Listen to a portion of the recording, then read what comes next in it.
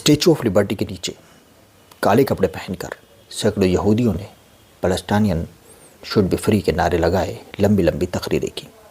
آپ کو بتا دیں کہ غزہ پر اسرائیل لگاتار 24 گھنٹے بمباری کر کے ایک بڑا نرسنہار کر رہا ہے۔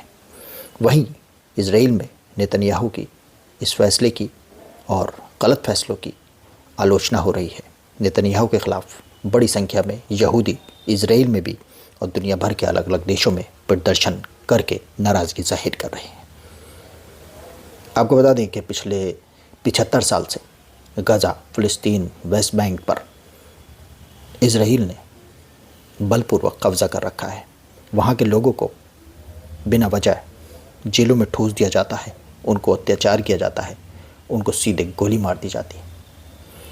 ان ساری اویوستھاؤں، نرسنہار اور برائیوں کے خلاف آج یہودیوں کا ایک سموہ اسٹیچو آف لبرٹی کے سامنے، یعنی کہ اس آزادی کی مورتی کے سامنے اکٹھا ہوا جو امریکہ کی آزادی کی شہادت دیتی ہے، اور ایک ہاتھ اٹھا کر آسمان کی طرف اشارہ کر کے کہتی ہے کہ سبھی کو آزادی سے، خوشی سے اس دنیا میں کہیں بھی آنے جانے اور کہیں بھی رہنے اور اپنی زمین کو آزاد کرانے، اپنی زمین کے لیے لڑنے کی اجازت ہونی چاہیے۔ تو آج یہ تصویر اس بات کی شہادت دیتی ہے، اس کے نیچے لٹکی ہوئی ایک سفید چادر جو غزہ کے لوگوں کے لیے کفن بن چکی ہے، غزہ کے لوگوں کے لیے ایک بڑا نرسنہار ہو چکا ہے۔ اس نرسنہار کے خلاف کالے کپڑے پہن کر جب یہودی اکٹھے ہوتے ہیں تب پوری دنیا میں ایک الگ ہی میسج جاتا ہے جو یہ دکھاتا ہے کہ ہر قوم میں اچھے لوگوں کی بھی کمی نہیں ہے اور وہ آزادی کی قیمت جانتے ہیں۔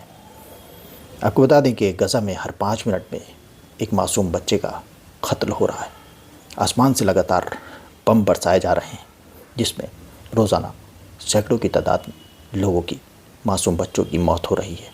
یہاں تک کہ اسکولوں، اسپتالوں اور کسی بھی عمارت کو اب بخشا نہیں جا رہا ہے۔